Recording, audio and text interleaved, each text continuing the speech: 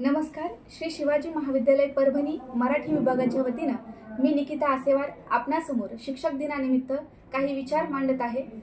स्वामी रंगनाथानंद यांचे आधुनिक भारताची उभारणी करण्यात शिक्षकांची भूमिका व जबाबदारी या ग्रंथातील विचार आपणासमोर मांडत आहे. तत्पूर्वी या भारतातील सर्व शिक्षकांना शिक्षक दिनाच्या मनापासून शुभेच्छा. शिक्षक हा केवळ शिक्षक नव्हे, शिक्षक म्हणजे प्रेरक शक्तीचा अखंड स्रोत. शिक्षकांनी स्वतःमध्ये प्रेरक ऊर्जा निर्माण करावयास हवी. जी मुली त्यांच्याकडे शिकवयास येतील त्यांना शिकवण्यात ह्या ऊर्जेचा उपयोग व्हावयास हवा. शिक्षकाने केवळ वर्गात शिकवून भागणार नाही, शिक्षकाने विद्यार्थ्याला जीवन संघर्षासाठी प्रेरित करावयास हवे. विद्यार्थ्यांच्या जीवनावर, त्यांच्या चरित्रावर शिक्षकाचा प्रभाव पडावयास हवा. शीलवान विद्यार्थी निर्माण व्हावयास हवा. शिक्षकांनी विद्यार्थ्यांना विविध कल्पना आणि मूल्ये आत्मसात करावयास सहाय्य करावयास हवे. एक सुजाण नागरिक म्हणून ते राष्ट्रीय जीवनात सामील होतील याकडे शिक्षकांनी लक्ष द्यावयास हवे. शाळेमध्ये विद्यार्थी जितकी वर्ष शिक्षकाच्या सहवासात असेल त्या कालखंडात अशी जाणीव शिक्षकांनी आपल्या विद्यार्थिनींमध्ये निर्माण करावयास हवी. आपल्या ह्या लोकशाही गणराज्यात स्त्री पुरुषांतील समानता त्यांना जाणवून दिली पाहिजे. जात्याभिमान, जातीभेद व अस्पृश्यता सोडून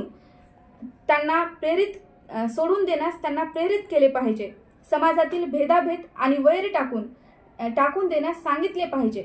आपल्या संविधानात घोषित केल्याप्रमाणे व्यक्तीचा सन्मान आणि राष्ट्राची एकात्मता जोपासण्याचे बाळकडू शिक्षकांनी आपल्या विद्यार्थ्यांना दिले पाहिजे.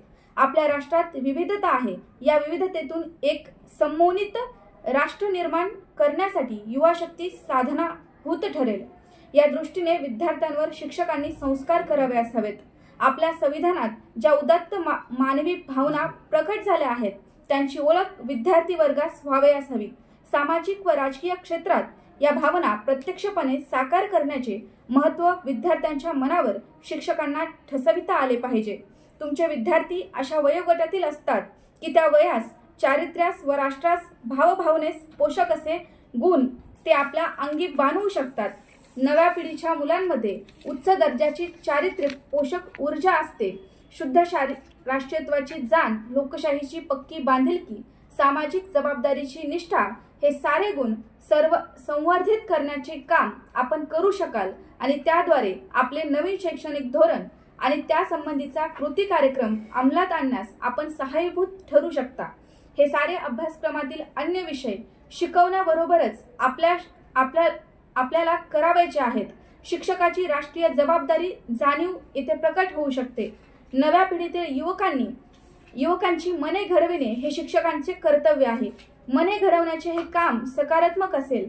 शास्त्रीय व मानवीय वृत्तीचा विकास घडवणे, स्वयंशिस्त अंगी बाणवणे, इतरांबद्दल विचार करण्याची वृत्ती जोपासणे, पर्यावरणाची जाण ठेवणे व पर्यावरणाबद्दल आत्मीयता वाटणे, लोकशाही ही सहनशीलतेच्या वातावरणात सदृढ बनत असते हा विश्वास तरुणांमध्ये जागवणे ही शिक्षकांची कर्तव्य आहेत. लोकांची डोकी फोडू नका, त्यांचे मतपरिवर्तन करा ही शिकवण शिक्षकांनी तरुण पिढीला द्यावयास हवी.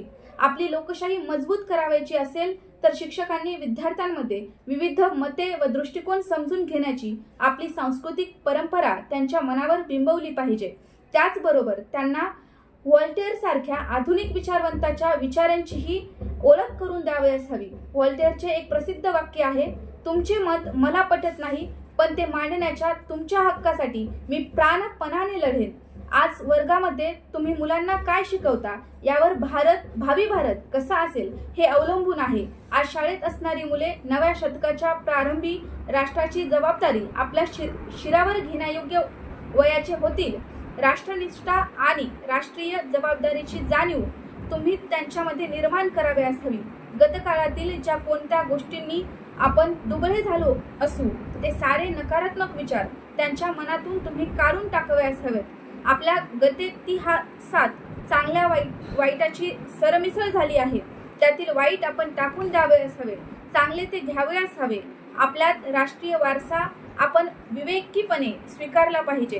प्रत्येक सांस्कृतिक वारशाला अशा दोन्ही बाजू असतात. काय स्वीकारावे व काय टाळावे हा विवेक शिक्षणामुळे आपल्या अंगी बाणवयास हवा. आपल्याला दुबळ्या बनवणाऱ्या गोष्टी गैरलागू गोष्टी टाळाव्यात अशा आणि सकारात्मक बाबींचे ग्रहण करून त्या पुढील पिढीत आपल्या नवीन कर्तृत्वासह कशा सजवाव्या हे कार्य शिक्षणाचे आहे.